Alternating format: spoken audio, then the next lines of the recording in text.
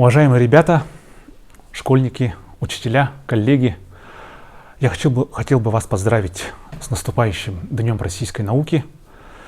Вы знаете, что это праздник, как повод, вспомнить наши достижения прошлого, немножко заглянуть в будущее. Вы, дети, сейчас находитесь в школах, у вас много уроков. Каждый из вас в будущем будет специалистом в своем деле. Школа обычно является первой лабораторией, можно сказать, где вы учитесь, делаете первые открытия, находите ответы на ваши задания и так далее. Сегодня наш онлайн-урок посвящен теме, которая называется «Изобретатели России от 18 века к 20 веку». Я хотел бы вам показать нашу презентацию, на которой вы увидите моменты из жизни 3 российских изобретателей. Первый из них — это у нас Иван Петрович Кулибин, изобретатель так называемой водоходной баржи. Второй изобретатель — это Владимир Федоров, изобретатель так называемого ружья-пулемета. В будущем, это изобретение получит название автомат.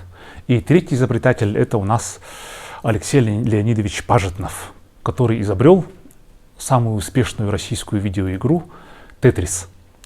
Прошу обратить внимание на наши слайды. Здесь вы можете увидеть такие моменты, это что Иван Петрович Кулибин, он жил и работал при Екатерине II и при Александре I. Это у нас получается российский триколор, трехцветный современный российский флаг. Далее, Владимир Федоров жил в начале 20 века при Николае II, и тогда флаг был у нас черно-желто-белый, с двуглавым орлом. И Алексей Пажетнов, советский программист, он жил, конечно же, в Советском Союзе. Мы приступаем. Вот план нашего мероприятия. Вы вкратце узнаете об их изобретениях. Давайте мы начнем. Вот у нас Иван Петрович Кулибин. Он жил, получается, как я уже сказал, в 18 и 19 веках. Это был механик-самоучка, сын торговца-старообрядца. Его сейчас называют нижегородским Архимедом. Он автор многих настоящих российских изобретений, которые он изобрел, именно для того, чтобы облегчить жизнь простого, трудового народа. Ребята, я хочу вам показать одну картину нашего знаменитого российского художника Ильи Репина. Называется «Бурлаки на Волге». Наверное, вы эту картину уже видели в учебниках истории, либо же на уроках изобразительного искусства. В ту пору, когда не было пароходов, оказывается, корабли против течения должны были толкать, получается, тянуть за собой специальные рабочие. Их называли бурлаки. Это были рабочие, которые, получается, тянули речные суда против течения. Работа была очень тяжелой, Как вы можете увидеть на картине, здесь представлена бурлацкая артель. И в течение, получается, лета-осени эти люди, они надевали специальные лямки и тащили корабли с грузом против течения до определенного порта. Работа была очень тяжелой. Конечно же, люди, когда попадали в эту артель, они, конечно же, подвергались нагрузкам, их организм быстро истощался, болезни суставов, люди получали травмы, рабочий день был ненормированный, и поэтому, конечно же, люди старались на этой работе работать недолго, либо же, получается, старались вообще в эту артель не поступать работать. Но, тем не менее, выбора у некоторых людей не было. И в 19 веке, Илья Репин изобразил этих людей именно с натуры. Ребята, вот как раз вы видите проект корабля, так называемой водоходной баржи. Когда Иван Кулибин, чтобы облегчить жизнь бурлаков, придумал тип корабля, который бы двигался за счет речного течения. Он построил специальную баржу, которой приделал колеса. Колеса, получается, крутились от течения воды, и таким образом, внимание на следующую картинку. Это уже эксперимент был 1804 года. Люди, уже не бурлаки, а работники этой расшивы так называемой, они на лодке завозили якорь вперед, бросали его, получается, впереди, а потом уже, получается, благодаря течению реки, да, которое вот шло и крутило два колеса по бокам этой расшивы, да, сам, получается, этот корабль, да, продвигался потихоньку, получается, к этому якорю. В дальнейшем, получается, когда он подвигался к этому якорю, да, рабочие этой расшивы отвозили на расстояние вперед следующий якорь, второй, да, и, получается, вот так, чередуя вот эти два якоря, да, наш водоход, получается, двигался к исходной точке, да, к пункту назначения, без, получается, бурлацкой силы. Только за счет, получается, физики, да, за счет речного течения. Естественно, ребята, да, эта конструкция была опробована в 1804 году. На нее погрузили 139 тонн. И, получается, во время этого эксперимента этот водоход Кулибина прошел у нас, получается, за 1 час 872 метра. Это был успех, и примерно, да, по расчетам самого Кулибина, в среднем этот водоход мог проходить в день по реке, да, вверх по течению 21 километр. Это было такое новаторское изобретение, но, к сожалению, в конце 19 века, да, в конце 18 века и в начале 19 века изобретение Кулибина не нашло поддержки у волжских купцов, да, потому что бурлацкая сила стоила дешевле, все-таки, да, бурлаки тянули баржу, да, эти баржи, расшивы гораздо быстрее, но не намного, да, и получается, это изобретение, оно бы, получается, ударило бы по карманам, да, вот этих волжских купцов, которые зависели, да, от бурлацких артелей. И поэтому это предложение, да, это изобретение не нашло покупателей, нашлись противники у этого изобретения, сказали то, что баржа вообще сложна в производстве, ну, высокая стоимость, да, то, что у нее относительно медленный ход, и поэтому, к сожалению, в 1807 году эту баржу, да, уникальный водоход, его продали с торгов на слом, на свалку. И буквально уже в том году, да, этот водоход был продан за 200 рублей, и буквально вот при своем изобретателе этот водоход сломали. Сохранились только чертежи. Тем не менее, ребята, Кулибин, несмотря на эту неудачу, да, старался долго работать, усиленно, да, и вот посмотрите, это его дальнейшее изобретение, которое он создал уже к концу своей жизни, да, это модель одноарочного моста через реку Нева, это винтовой лифт в Зимнем дворце, часы в форме гусиного яйца, прожектор, механический протез ноги, фейерверки и так далее. Еще было у него много разных изобретений. Ну, не все они, конечно же, были притворены в жизнь, да, как вы можете увидеть, да, одноарочный мост, он был в виде модели, в реальности он не был построен. Вот прошу обратить внимание, вот так мог выглядеть, да, мост через реку Нева. Все, получается, вот эти модели, да, они были успешно опробованы. Инженеры нашего времени, они уже, когда делали расчеты, они согласились, что Кулибин без ошибок создал эти модели, и они могли функционировать даже в наше время. Далее, ребята, посмотрите, это у нас первый российский лифт, который работал в Зимнем дворце и поднимал, да, императрицу, разного рода дворян, да, получается, с 1-го этажа на 3-й. Дальше, ребята, посмотрите, вот так называемые часы, да, в форме гусиного яйца. Они были уникальными по своей механике. Каждый час там оттуда, да, выдвигались специальные механические фигурки, да, металлические, и звучала музыка, и было своего рода такое механизированное музыкальное представление. Вот, ребята, это прожектор, который представляет собой конструкцию из одной свечной лампы, и с помощью зеркал, да, и с помощью именно вот одной этой лампы он светил на большое расстояние. В 1818 году Иван Кулибин умирает. Изобретения требовали больших расходов. Он попал во много долгов. И получается, когда он умер, да, его родственники продали все последние изобретения, да, всю мебель, чтобы хотя бы как-то, да, достойно захоронить вот своего, получается, автора этих изобретений. Могила находится в Нижнем Новгороде. Вот вы видите памятник, который вот представлен, да, в виде вот такая стелла. И вот здесь вы можете увидеть внизу, да, здесь это как раз вот представлена модель этого водохода, который бы мог облегчить жизнь бурлаков.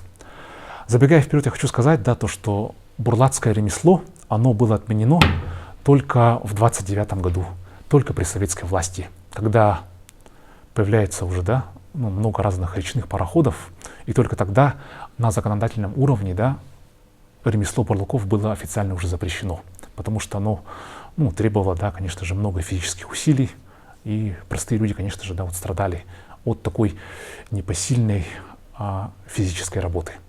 Давайте, ребята, мы приступим к следующей, второй личности. Это у нас следующий изобретатель. Это Владимир Григорьевич Федоров. Это офицер российской армии при Николае II, годы жизни 1874-1966. Он долгое время работал на оружейных заводах. Это у нас Сестрорецкий оружейный завод, Ковровский оружейный завод. Он был участником русско-японской войны. Вот обратите внимание, да, уже тогда российская армия была вооружена так называемыми трехлинейными винтовками системы Мосина.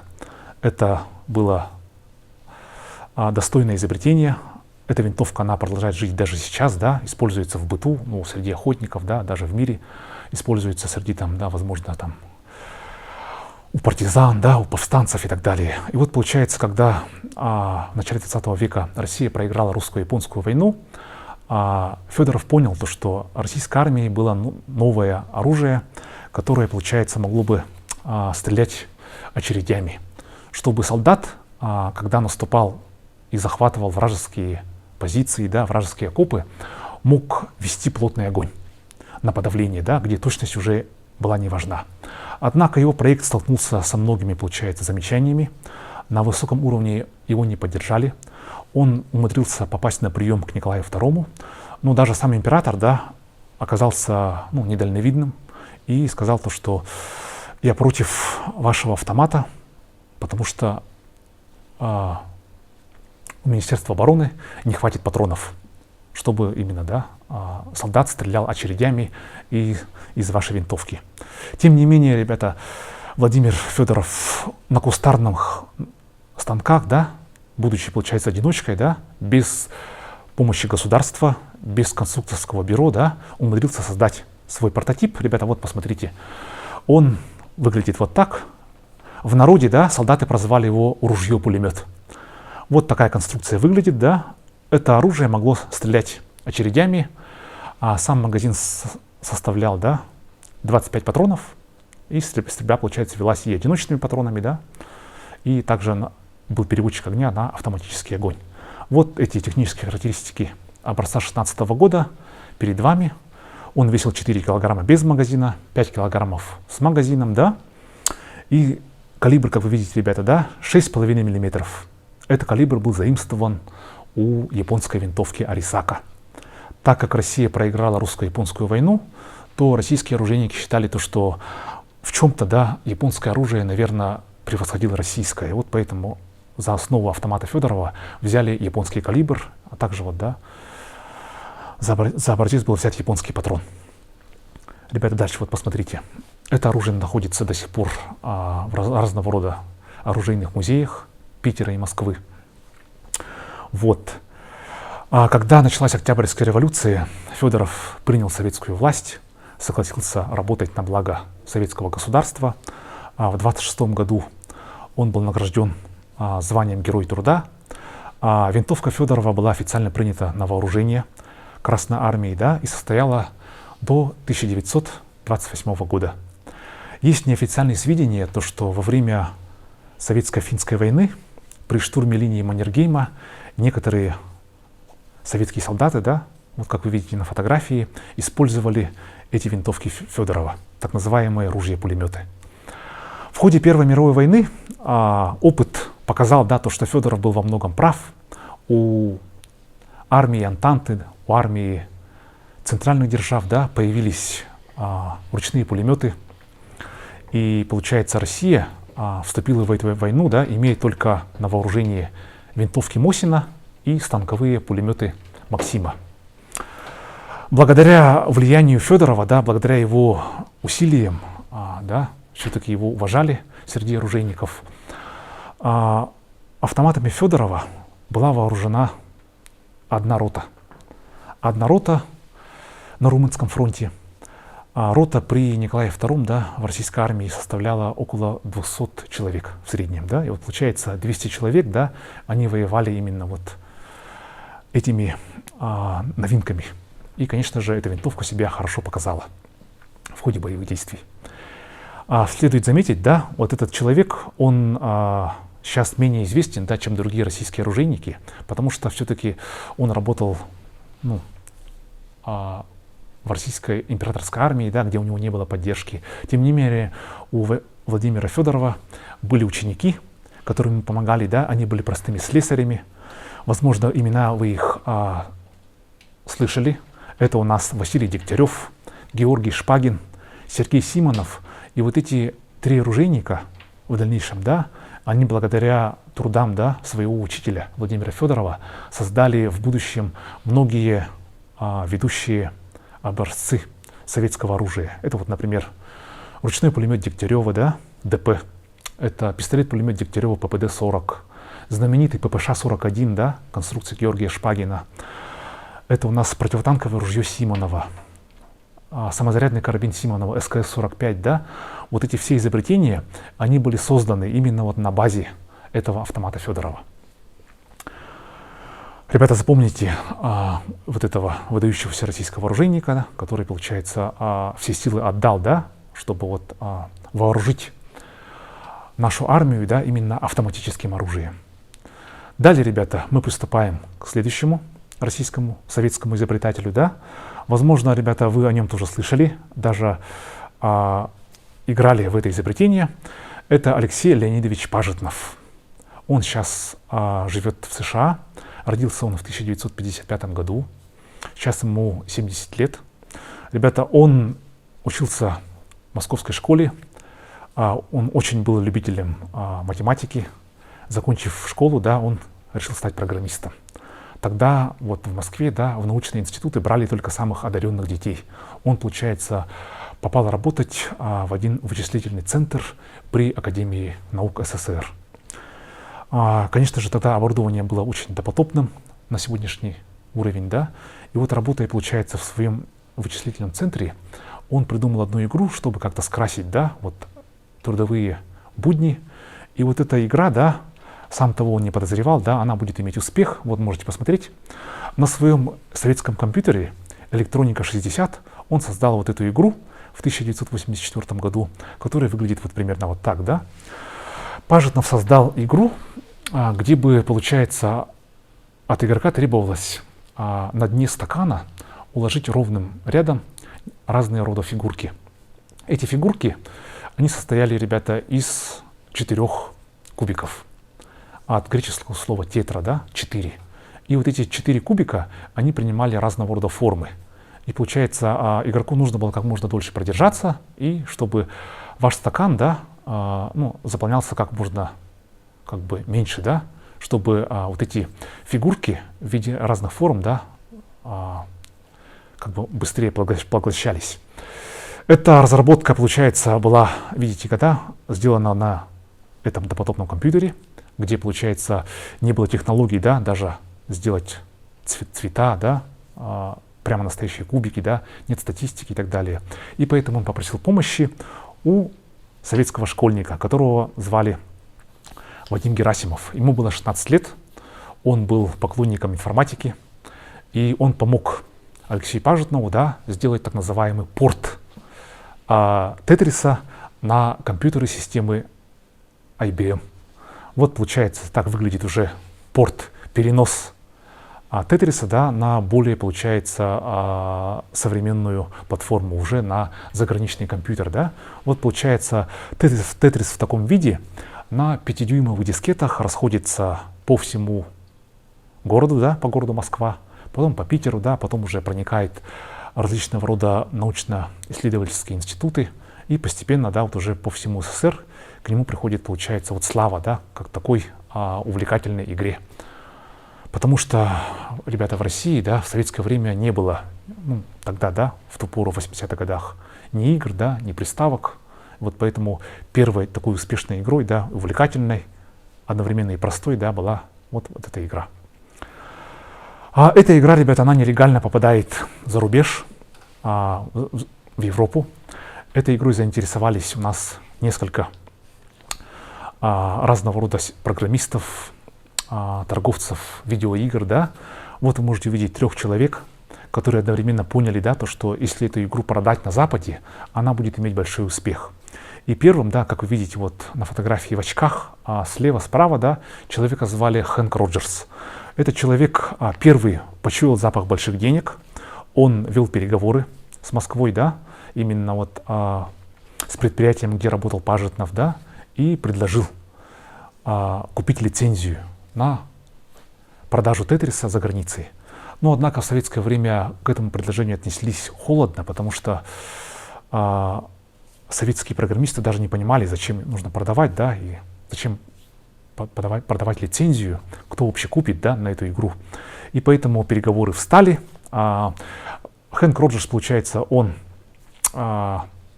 не упал духом, да, и, скажем так, без, получается, уведомления советских программистов, да, просто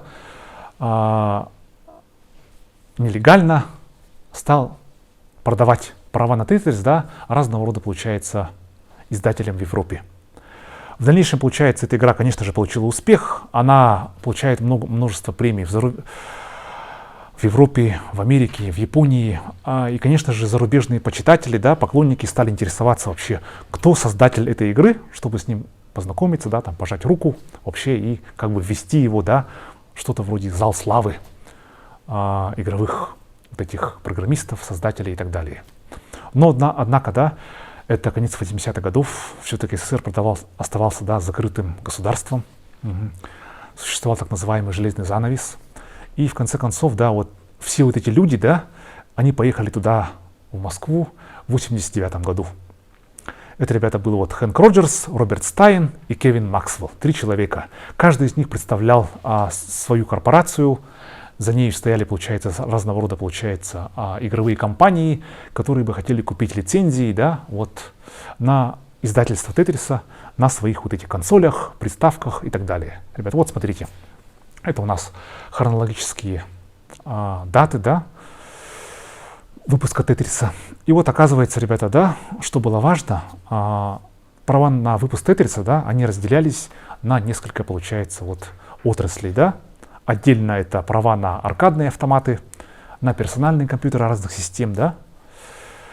Домашние игровые консоли, ребята, это у нас консоли того времени, может, вы слышали, это так называемые Nintendo Entertainment System, да, NES. В Японии эта приставка называлась Famicom. Далее приставка от компании Sega, да, Mega Drive, может, вы слышали. И дальше, ребята, вот портативные игровые системы — это приставки, которые можно играть, как бы держа в руках, да, без телевизора. Это приставки что-то вроде системы Game Boy. Сейчас, ребята, да, в данное время компания Nintendo до сих пор выпускает портативные консоли, портативные приставки. Наверное, вы слышали о такой портативке, как Nintendo Switch. Вот как раз Game Boy был именно вот самым первым, да, успешным портативным устройством, на который японцы хотели бы выпустить Tetris. И вот, получается, все вот эти 3 человека приезжают одновременно в Москву, ведут переговоры. Представители Пажетнова ведут с ними переговоры. Все было в один день. Первого приняли, получается, у нас Роберта Стайна, потом Хэнка Роджерса и, наконец, Кевина Максвелла. И среди этих 3, получается, да, у нас, получается, один из них получает права только на аркадные автоматы. Второй из них получает права на издательство на консолях и на портативных приставках. И третий из них не получает права ни на чего, потому что советские программисты увидели то, что Кевин Максвелл, да, вот видите внизу зонтиком, да, он был человеком очень высокомерным, вел себя очень развязно, да, как-то так показывал себя, то, что он хозяин жизни, да, вел себя как-то очень вызывающе, и поэтому никому он не понравился, и поэтому вот права передали именно человеку вот с усиками, да, ребята. Если вам эта история интересна, вы сами можете потом уже в интернете посмотреть, да, чем это дело завершилось. Тем не менее, ребята, вот да, Тетрис был успешно выпущен. Это у нас, ребята, вот образец пиратского Тетриса, который выпускали в Европе, да, без согласия советских программистов. Ребята, видите, да, это у нас, вы видите, 2 стакана. В эту игру можно было играть вдвоем. А вот, ребята, да, настоящий лицензионный Тетрис от компании Nintendo, который выглядит вот таким образом, да, где режима вдвоем не было. И он, да, как видите, да, даже как будто уступает, да, нелегальному изданию. Но тем не менее, когда, получается, права получили официальные покупатели лицензии, все нелегальные копии Тетриса были запрещены, их сняли с полок магазина и отправили на склад. Дальше, ребята, вот можете посмотреть.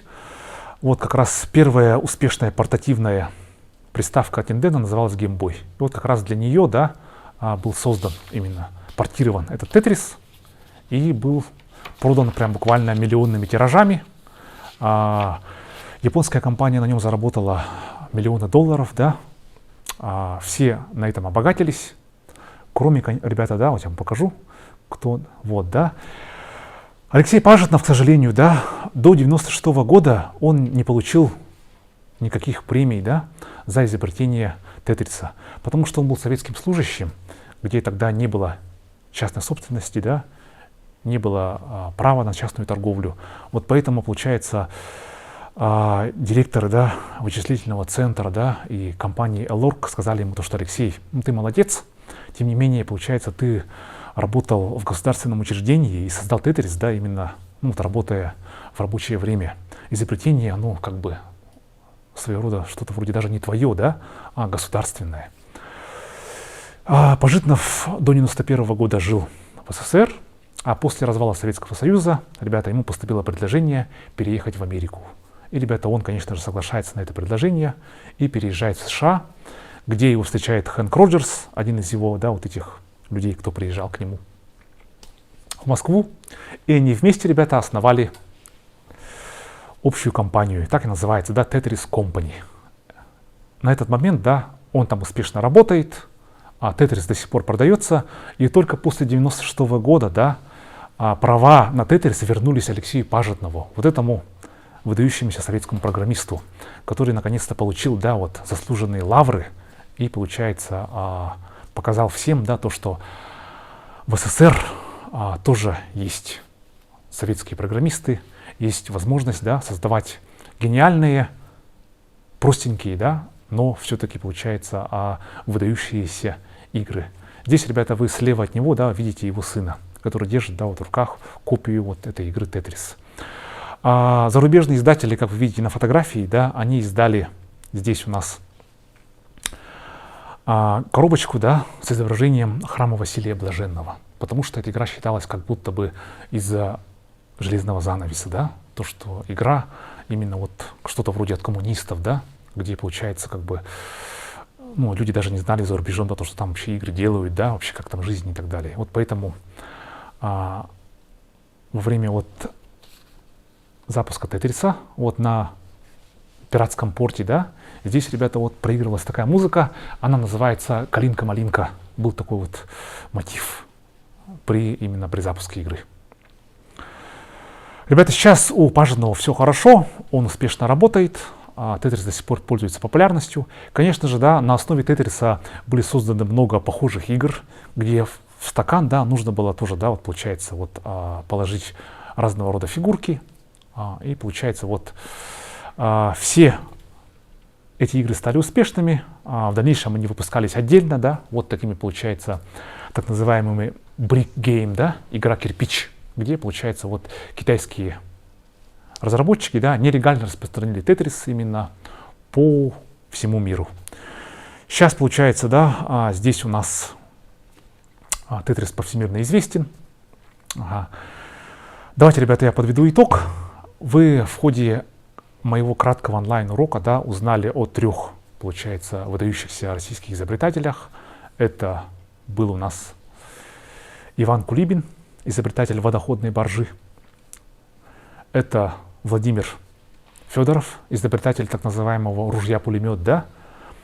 В дальнейшем, да, его будут называть автомат, потому что при Федорове, да, название автомат вообще не было известно. Оно появилось только в 20-х годах 20 века. И 3-й советский изобретатель, да, это Алексей Пажетнов. На этом я хочу, ребята, с вами уже попрощаться. Спасибо, что уделили нам время. Благодарю всех за вовлеченность и участие. Я надеюсь, что вы что-то узнали новое, и в дальнейшем это вас подвигнет, да, на поиск новых знаний, вообще на покупку, возможно, каких-либо научных книжек, да, либо там на научный поиск, да, в нашей сети интернет. Ребята, до свидания. Всего вам хорошего. Наш онлайн-урок подошел к концу.